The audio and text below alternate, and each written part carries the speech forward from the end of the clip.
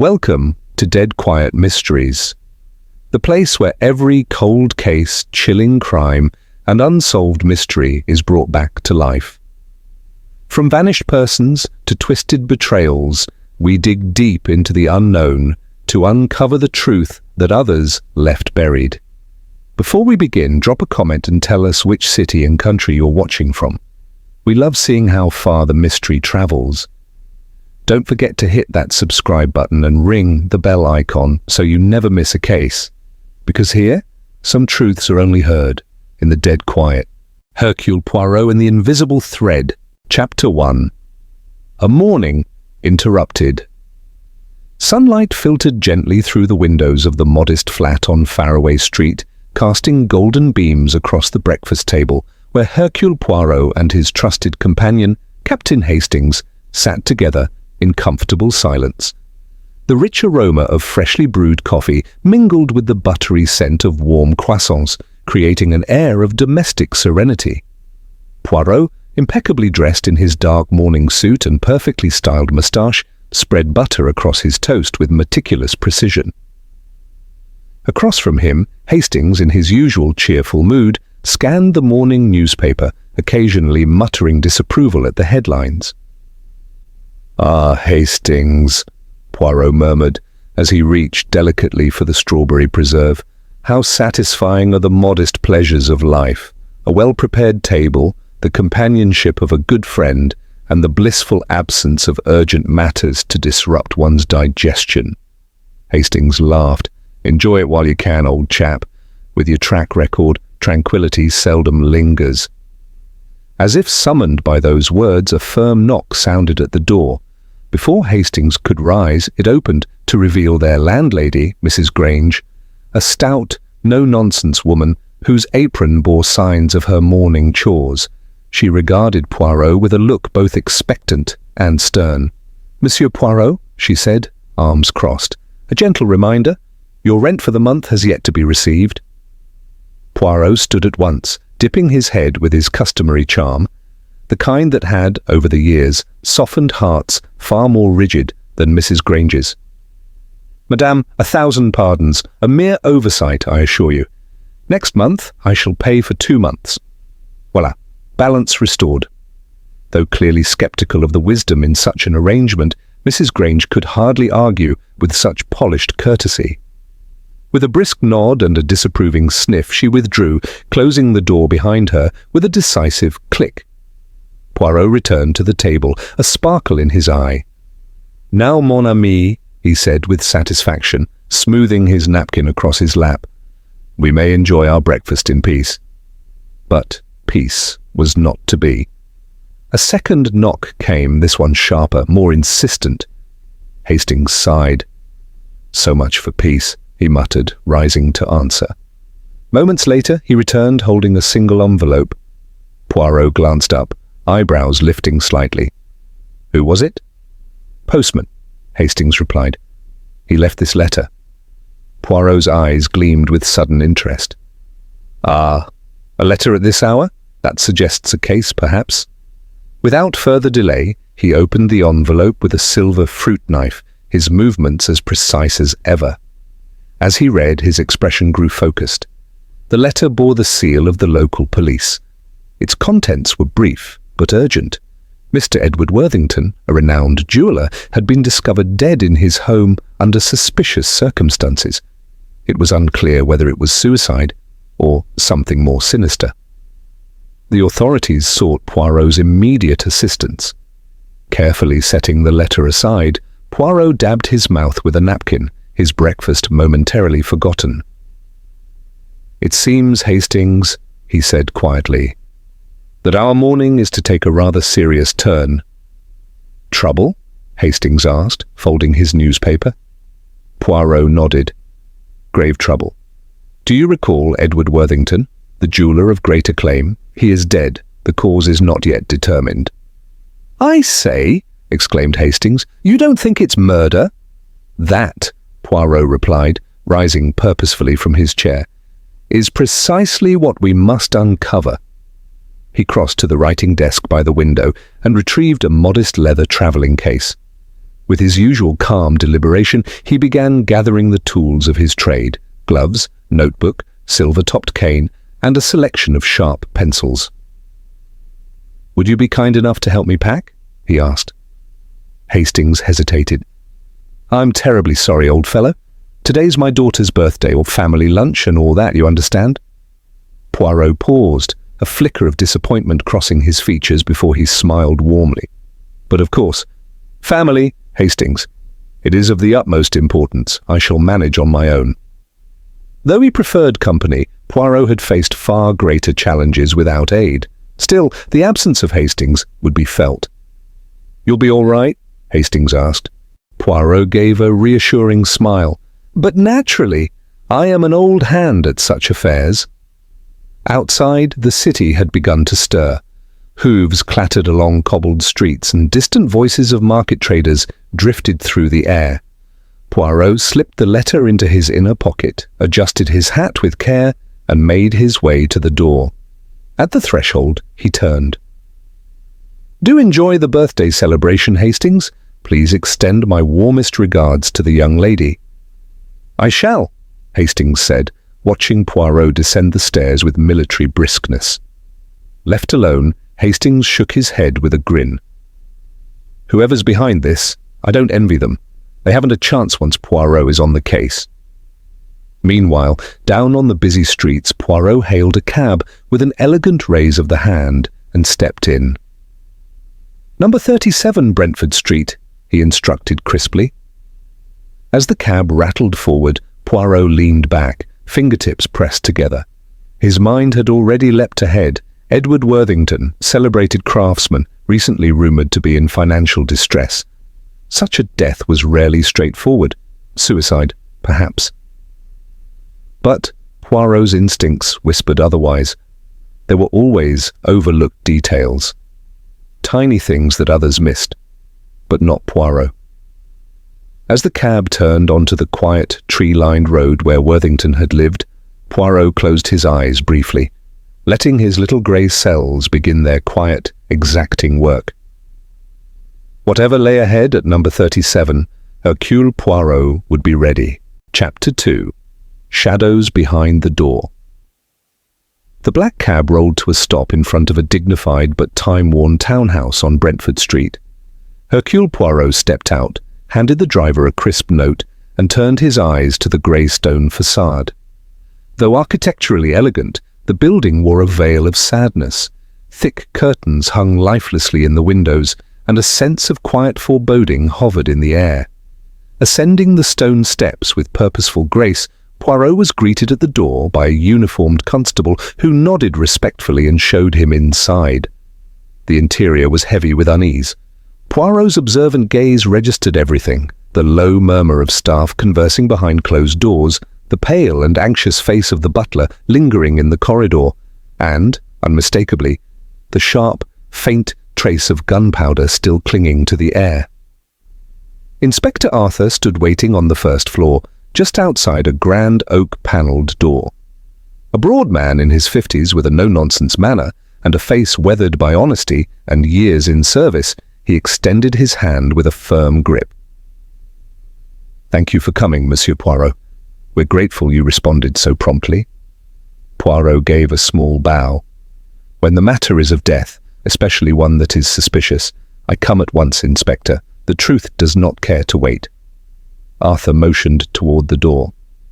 "Best if you see it for yourself." Poirot entered the study. The room was richly furnished: heavy bookcases, a grand mahogany desk, thick velvet drapes drawn shut. But the scene at its centre dominated all else. The body of Edward Worthington lay sprawled on an ornate Persian rug, his dressing gown twisted about him, and a large crimson stain seeping into the intricate fabric. In his right hand, still loosely held, was a revolver. His eyes stared blankly at the decorated ceiling, unblinking. Poirot moved forward with slow precision, his eyes scanning each corner, every surface. Near the desk, a chair had toppled onto its side. Scattered papers fluttered slightly in the draught from the hallway.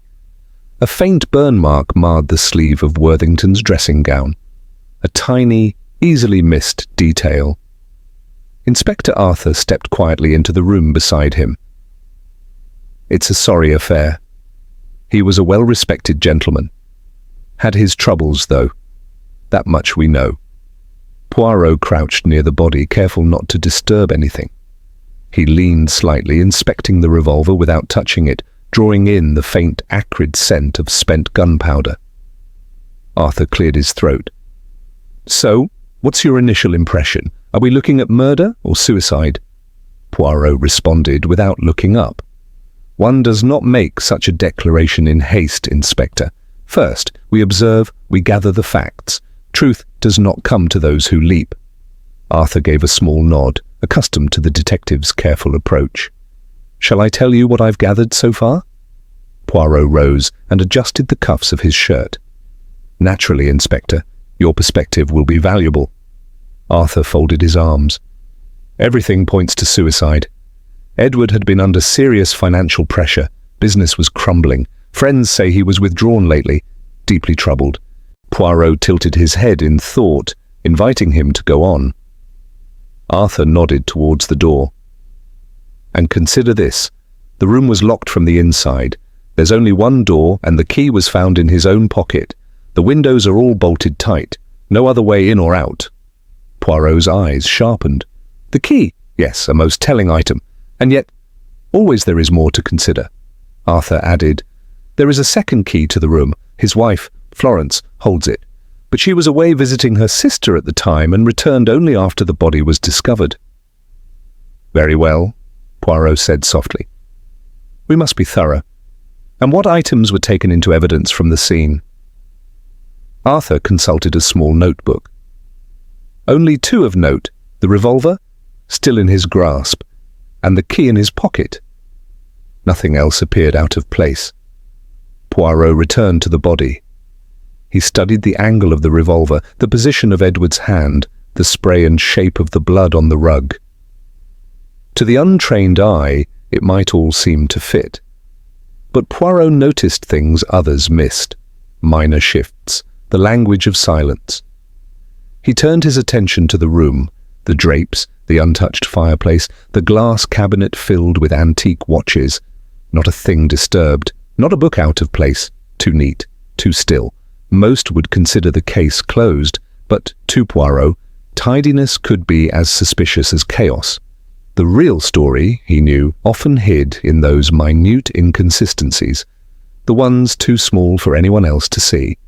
And he had seen them, or at the very least, sensed their presence.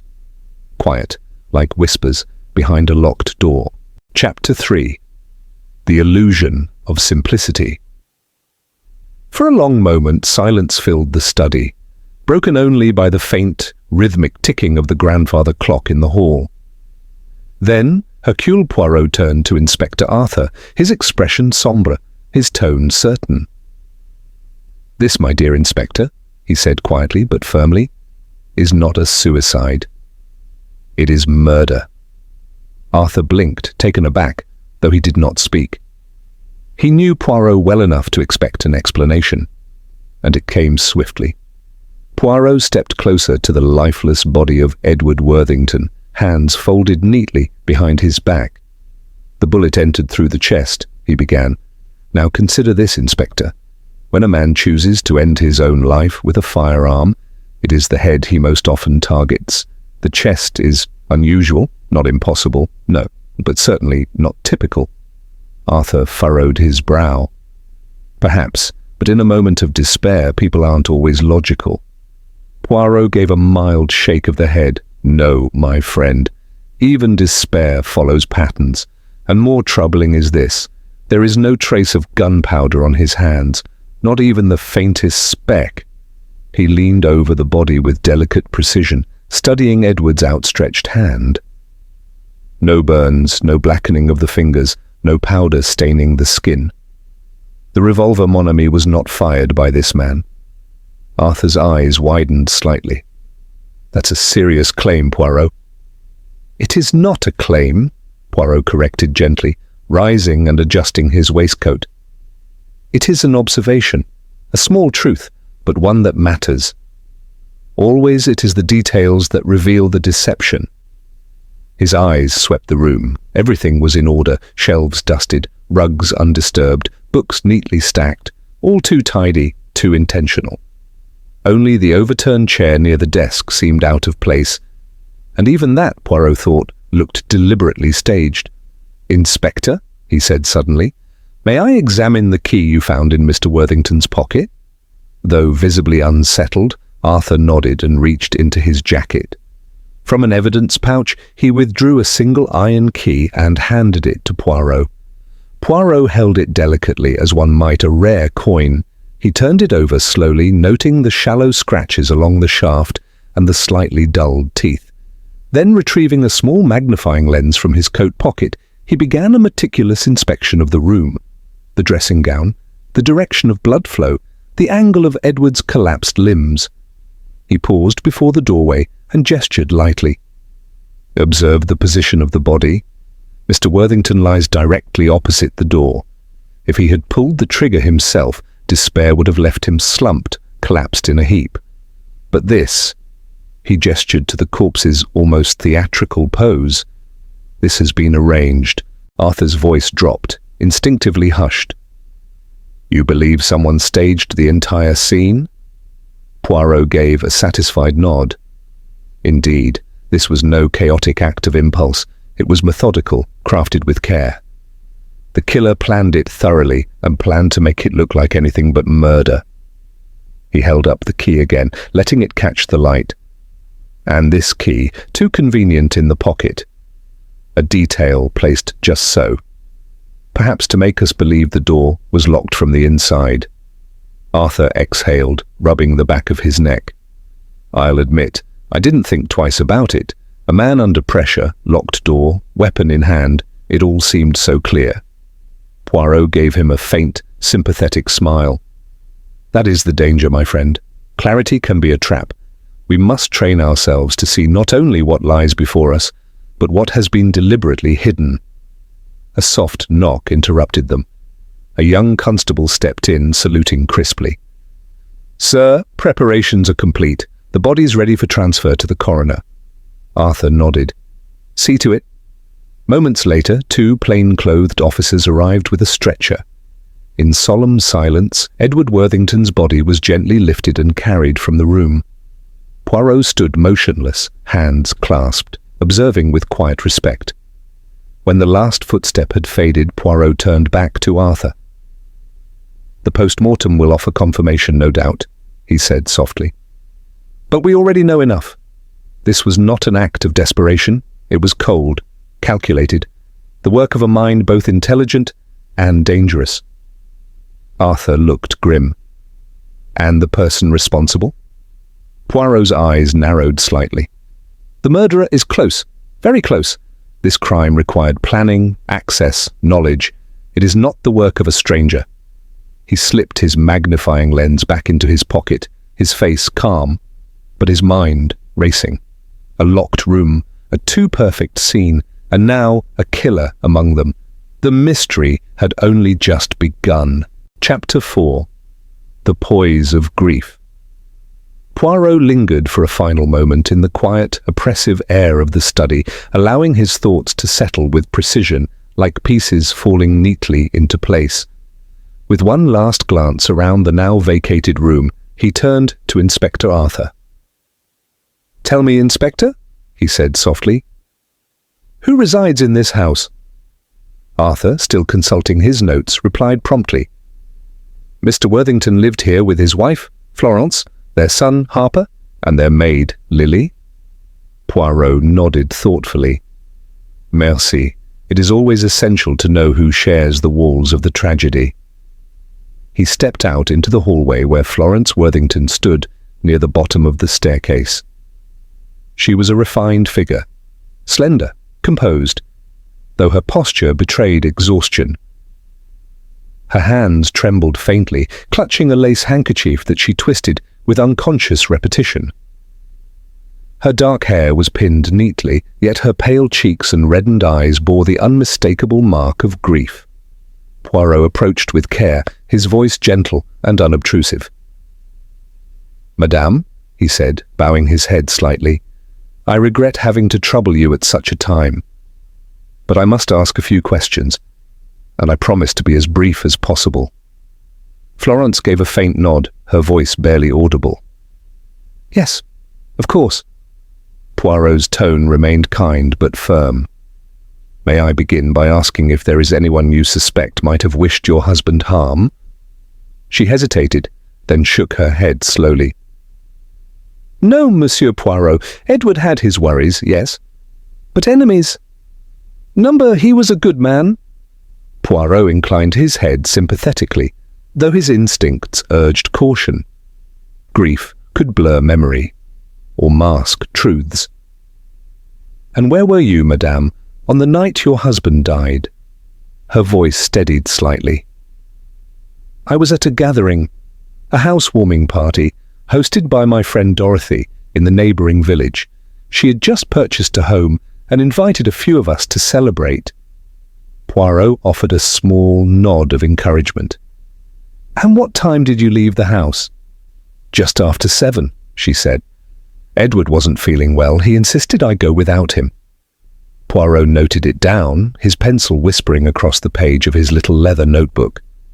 "And you returned home at what hour?" Florence hesitated. "It was well after midnight, closer to 12:30, I believe." There was a brief pause. Poirot waited without pressure, sensing she needed space to summon her next words.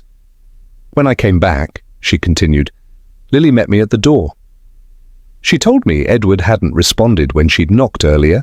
She hadn't dared to disturb him, assuming he wished to rest.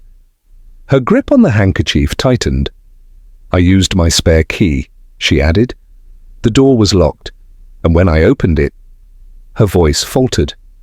Poirot waited, his presence steady, unjudging.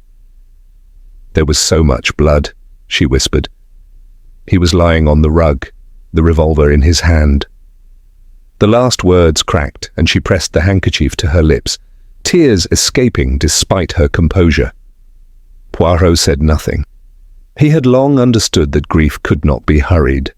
Only once her sobs had softened did he speak again, gently. "This spare key, madame, it has always remained in your possession?"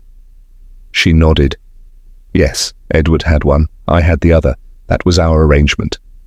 Poirot made a final note, then returned the pencil to its place. "Merci, madame. You've been most helpful. I shall not disturb you further today." Florence offered a small, strained nod and turned to ascend the stairs, her steps slow and uncertain. Poirot watched her go, his gaze thoughtful. There had been grief, yes, but within her account he had detected something else, a control, a precision of speech that felt curated. Not necessarily dishonest, but not entirely free either. And Hercule Poirot never ignored such distinctions. Inspector Arthur reappeared beside him in the hall. "What do you make of her?" he asked quietly. Poirot gave a faint smile, tapping his closed notebook against his palm. "She speaks the truth, or at least a truth." Arthur frowned. "So you think she's lying?" "Not lying, no, merely selecting which parts of the truth to offer. That, Inspector, is often more telling than a lie." Arthur folded his arms, thoughtful. "We still need to speak to the maid and the boy." Poirot nodded. "Yes. Every person under this roof must be heard. Even the silent ones leave traces behind." He slipped the notebook back into his coat pocket with a soft, decisive gesture.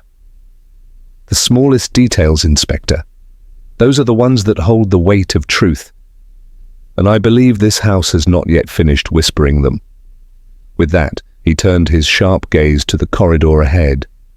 The investigation was only beginning. Chapter 5. Voices between the silence. Having spoken with Florence Worthington, Hercule Poirot knew the investigation was far from complete. Truth, he often reminded himself, was rarely delivered whole. It arrived in fragments, whispered, deflected, or hidden behind expressions. And so, other voices must be heard. He turned to Inspector Arthur, who lingered quietly nearby. "I would now like to speak with the son," Poirot said, "young Harper Worthington."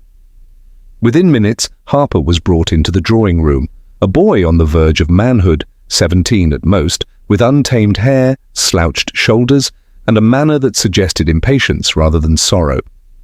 Poirot, whose sharp gaze often saw what others missed, noticed it all.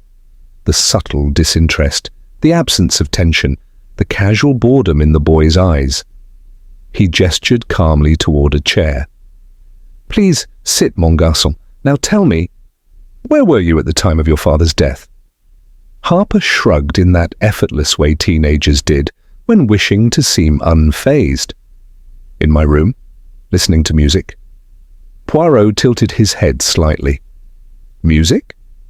"Yeah," Harper confirmed, rocking the chair back with one foot. "It was up loud. I didn't hear anything. Not until Lily came in looking all worried." "And then?" "I went to Dad's room," Harper replied indifferently.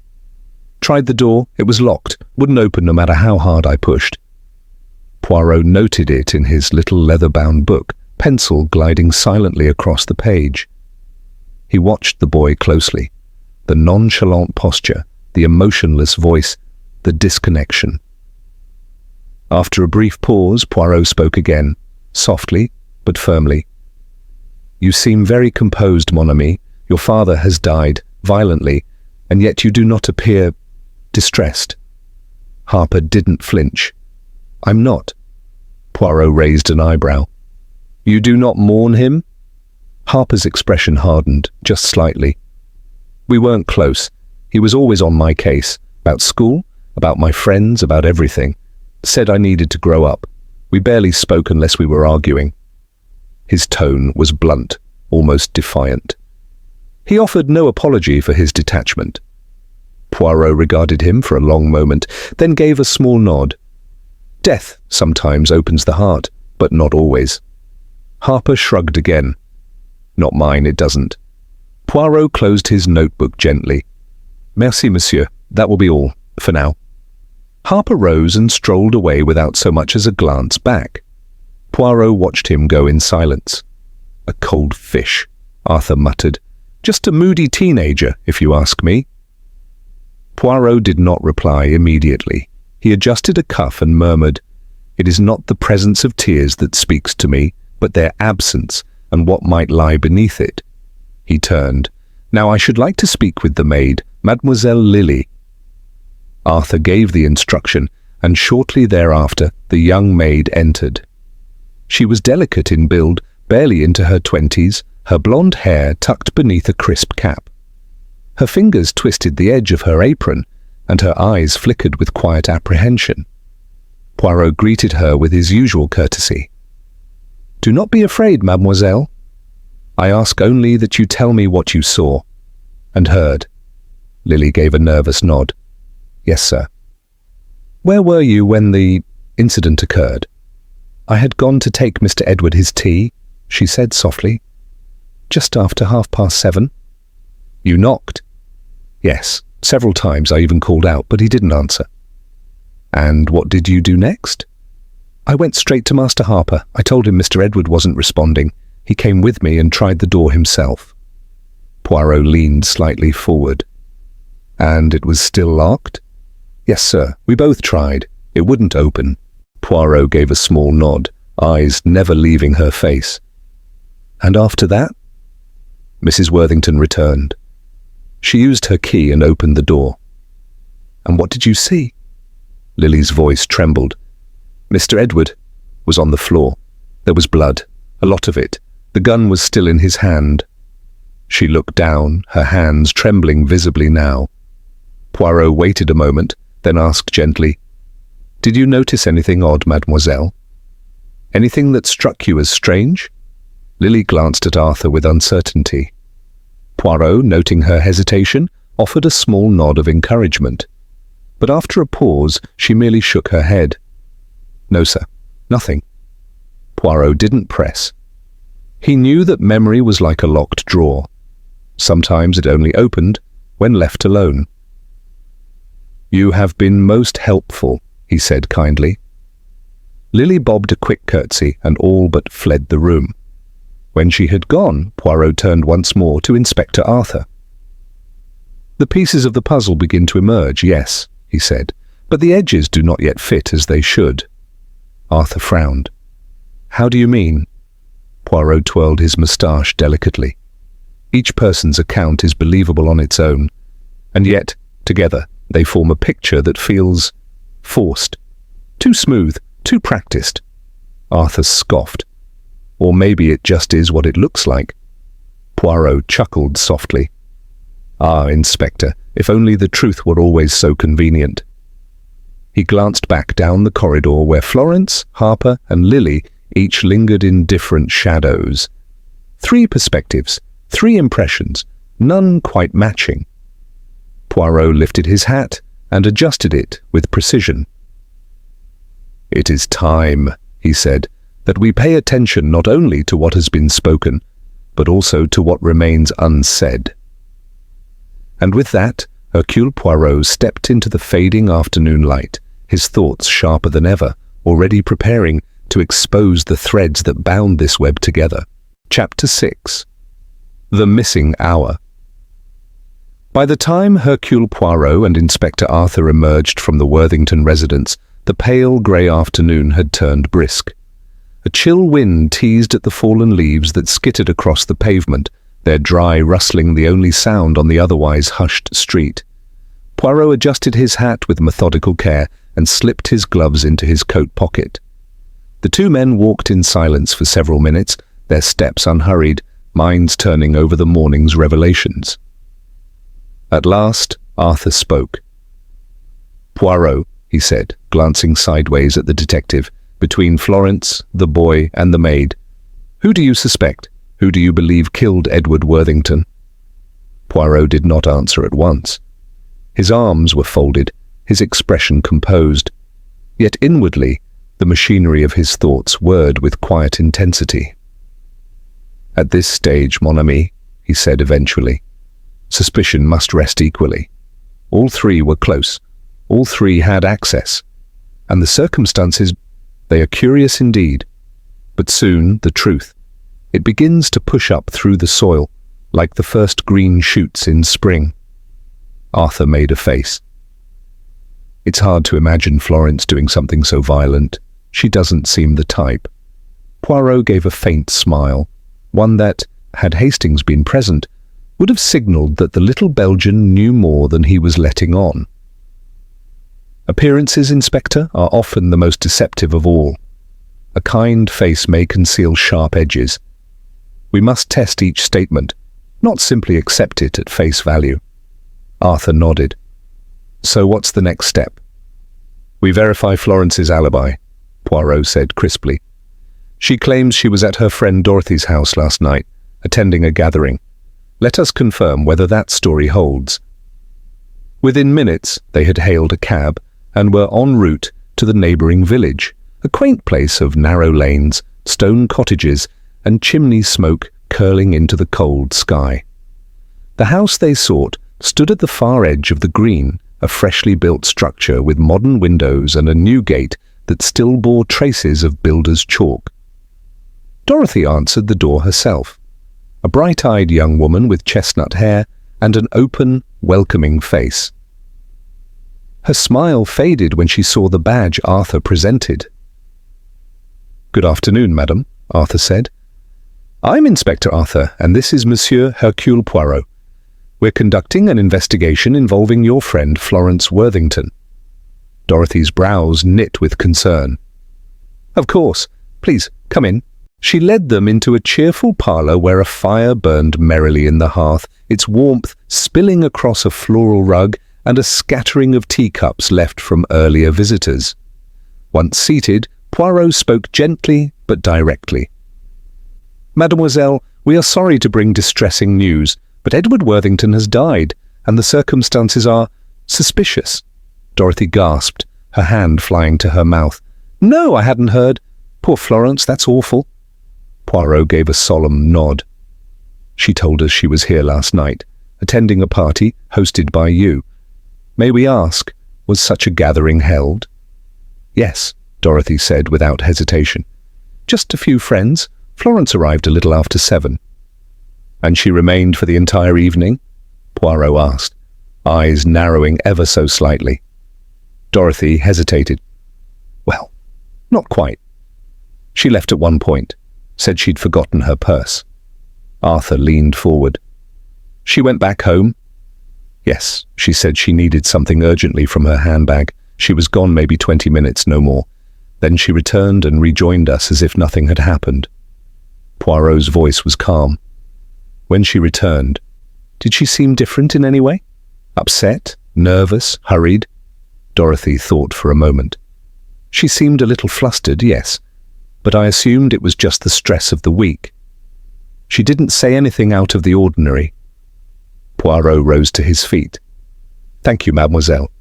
You have been most helpful. Dorothy walked them to the door, her brow still furrowed with concern. As they stepped back into the cold air, Arthur turned to Poirot. Well, he said, that's it, isn't it? She left the party, went home, killed her husband, and came back before anyone noticed. Poirot gave a non-committal hum, a sound that could have meant agreement or the opposite. It is possible, yes, he admitted. The timing fits. Then she's our killer, Arthur pressed. But Poirot raised a finger. Ah, non, mon ami, do not run where one should walk. Possibility is not proof, and motive, method, and opportunity, all three must align. They rode back in thoughtful silence, the cab gliding past grey meadows and bare-limbed trees. But Poirot's mind was alight with movement.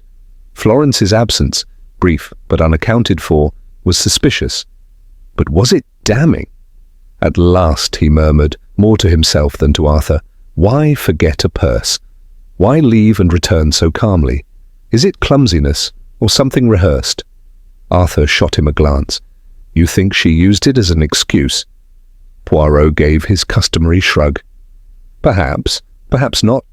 In a case such as this, every detail must be weighed. Even the seemingly trivial may be the hinge upon which the entire truth swings. As the cab slowed outside the Worthington home, Poirot sat forward. There is more to discover, Inspector, he said. We must question not only what was said, but what was not said. The omissions, they are just as revealing as the statements. He stepped down and adjusted his coat. The air was growing colder, and night crept silently into the corners of the sky. The hour Florence had slipped away, so easily explained, so calmly recounted, was no longer just a gap in time. It was a shadow, and shadows, Poirot knew, always pointed toward the light of truth, if one followed them carefully enough. Chapter 7. The Thread Beneath the Rug. As the afternoon waned and the light softened into an early twilight, Hercule Poirot and Inspector Arthur turned down a quieter lane on the outskirts of the village. The air carried a faint trace of wood smoke and damp earth, the scent of autumn deepening with each step. Poirot, his pace measured and hands clasped neatly behind his back, was immersed in thought, as always, considering not only what had been said, but what had been left unsaid. We should pay a visit to Lily's home, he said at last. The environment in which a person lives, it can reveal much, often more than their words. Arthur nodded, following his stride.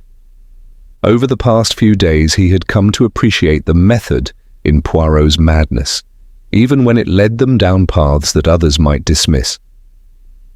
As they neared the modest cottage nestled among a small row of houses, Poirot glanced sidelong at the inspector's formal police uniform. You, my friend, he said gently, will wait here. A uniform puts people on guard, but I? He tapped his chest with a modest smile. I am merely a polite caller with a friendly face. Arthur gave a short chuckle. Very well, Poirot, I'll loiter discreetly. Poirot approached the door, adjusting his cuffs with care before rapping twice. A few seconds passed before it creaked open to reveal a girl, no more than 13, with dark, plaited hair and a wary but curious look in her eyes. Poirot offered a warm, disarming smile. Bonjour, mademoiselle. I am a friend of your mother's. Might I speak with her? The girl shook her head politely. She's not home, sir. Mamma's at work. Poirot gave a sympathetic nod. "But of course. Then perhaps while I wait, may I trouble you for a glass of water? I find myself quite parched today." The girl, clearly eager to help, stepped back and invited him inside. He entered a small, clean parlour, modestly furnished with well-worn chairs, a patchy but carefully swept rug, and a cluttered bookshelf bearing old magazines and a few threadbare novels. Though humble, the home bore the mark of dignity and quiet effort. While the girl disappeared into the kitchen, Poirot's eyes travelled thoughtfully about the room. Above the fireplace hung a photograph in a faded frame. A man and woman posed stiffly, the sea in the background, their clothes old-fashioned, their smiles tentative. Poirot stood and examined the picture. The woman wore a bonnet, the man a fisherman's coat, both unmistakably coastal. A long-ago life by the sea. The girl soon returned with a glass of water, which Poirot accepted with grace. "Merci, mademoiselle," he said kindly, then nodded towards the photograph. "Is that your maman?" The girl smiled. "No, sir. That's my nana and granddad. They lived by the seaside before she passed away." Poirot offered his condolences with a soft murmur and sipped the water delicately. As the girl turned again toward the kitchen, he moved lightly to the edge of the rug near a small sideboard. Something had caught his eye. A glimmer beneath the fraying edge. Kneeling, Poirot reached down and gently extracted a nearly invisible strand from the fibres. It was fishing wire, gossamer thin, strong, and gleaming faintly in the light. Poirot's gaze sharpened, an odd thing to find in a maid's cottage far from the coast, out of place, curious. He folded the wire into a clean handkerchief and returned to his seat, just as the girl re-entered. "Thank you again, mademoiselle," he said, standing. "You've been most kind. I shall not trouble you further." She walked him to the door and watched politely as he stepped outside. Arthur straightened from his casual pose by the gate. "Well?" he asked. Poirot gave a small, enigmatic smile. "But of course, mon ami, there is always something." They turned and began walking back along the lane. Arthur, not one to let quiet linger too long, glanced at him sidelong. "You going to tell me what it is?" Poirot tapped lightly against his coat pocket. "A strand of fishing wire," he said simply. "Very fine, almost invisible, hidden beneath the rug." Arthur blinked. "Fishing wire? That seems odd." "Just so," Poirot said, "odd and significant." "You think it connects to the murder?" Poirot's expression grew grave. "I believe we are dealing with a crime executed with calculation, perhaps even artistry. The scene was too neat, the details too deliberate. And a weapon that leaves no powder, no trace, no noise. Such a weapon might not look like a weapon at all." Arthur gave a low whistle. "Strangulation? With wire?" "Perhaps," Poirot replied. "Or perhaps the wire played a different role entirely. To fire the revolver from a distance, maybe, or manipulate a scene from beyond the locked door." Arthur frowned. "That's clever." Poirot gave a nod. "Too clever. And cleverness? It is the signature of a desperate killer trying to mask something deeply ugly." As they neared the Worthington house, the first hints of dusk settled on the rooftops. Poirot's pace quickened slightly. The pieces of the puzzle were no longer scattered. They were beginning to align. "The smallest things, Inspector," Poirot said quietly. "They are often the keys to the greatest lies." And with that, the final stage of the investigation began. Chapter 8. Strings of Vengeance. The Worthington residence seemed to hold its breath as the storm gathered outside. Inside, the grand drawing room was cloaked in gloom, its heavy curtains drawn against the deepening afternoon. The household, Florence, Harper, Lily, and a handful of staff, had assembled under Inspector Arthur's instruction, each face drawn with anxiety, suspicion, or dread. Hercule Poirot stood at the centre of the room, composed and immaculate, his gloved hands gently folded. Nearby, Inspector Arthur stood with arms crossed, his expression unreadable. The fire crackled quietly, its glow flickering over the tense assembly. Poirot cleared his throat, and the room stilled. "Mesdames et messieurs," he began, his voice low but commanding, "the time has come to reveal the truth. I know who killed Edward Worthington, and I know precisely how the deed was done." A ripple passed through the gathering. Florence clutched the back of a chair, Harper's arms tensed at his sides. Lily stood motionless, her face pale, lips parted. Poirot continued, his tone precise, his words deliberate. "This murder hinged upon three seemingly ordinary items. First, a revolver. Second, a house key found in the victim's trouser pocket. And third, a spool of nearly invisible fishing wire." He paused, letting the weight of his words settle. The killer shot Edward once, a single, fatal shot to the chest. He died instantly. Several in the room gasped, though none interrupted. Afterwards, the murderer wiped the weapon clean and placed it back into Edward's hand, staging what appeared to be a suicide. Poirot stepped closer to the center of the room. But there was more. The body was not found where he fell. It had been moved, just slightly, enough to align Edward's body with the door. I noticed faint drag marks and subtle smears of blood leading from the point of death to the final position. Florence turned away, covering her mouth with her hand.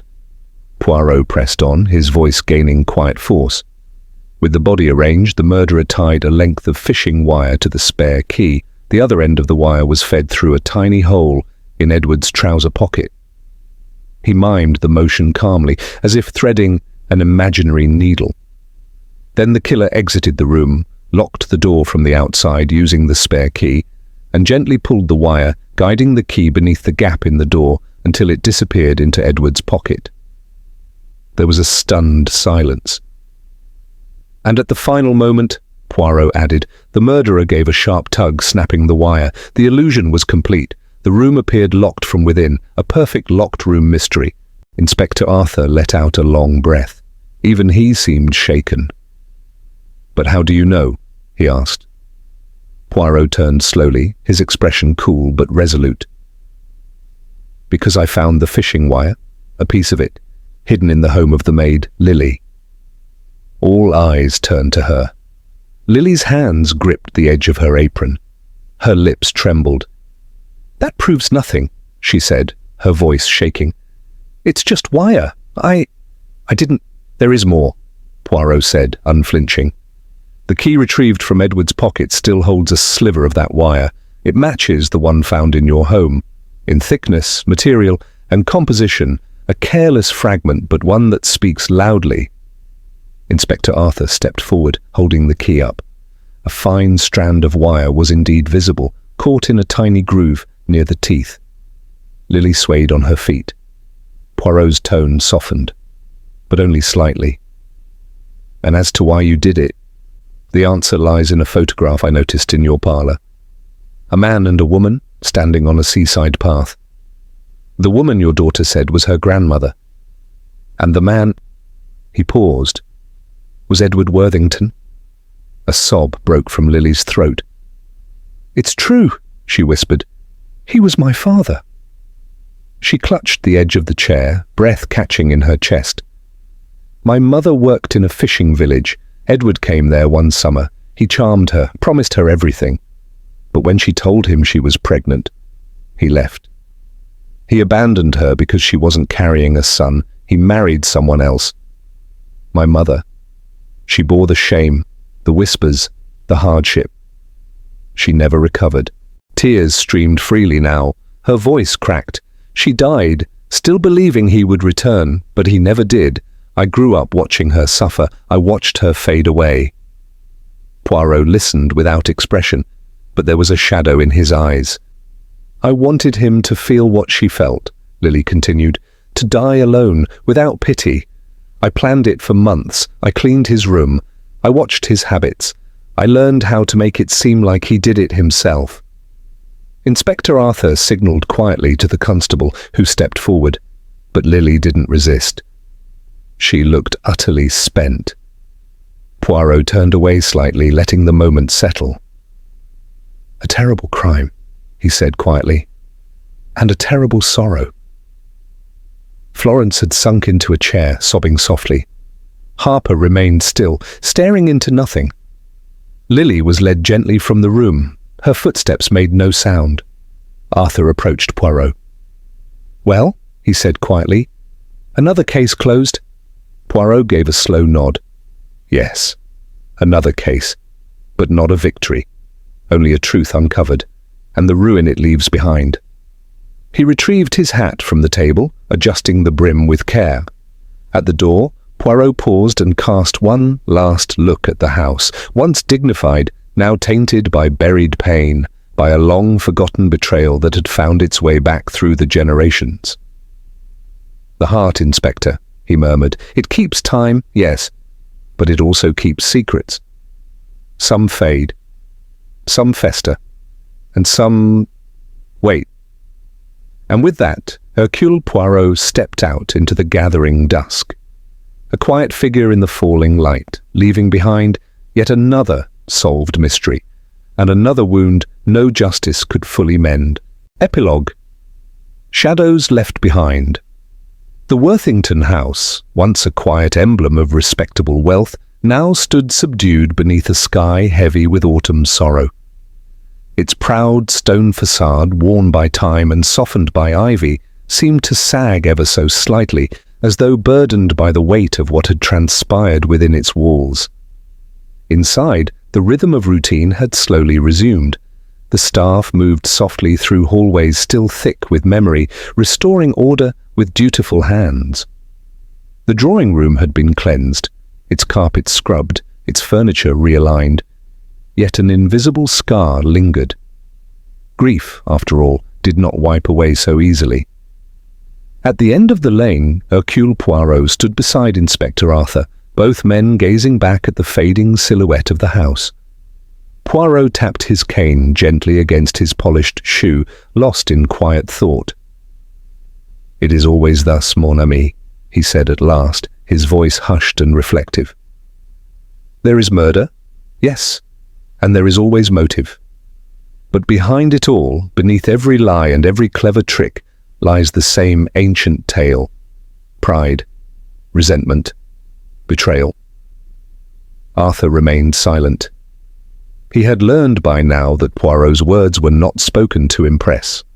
They came from something deeper, the fatigue of a man who had peered too often into the darker corners of the human heart.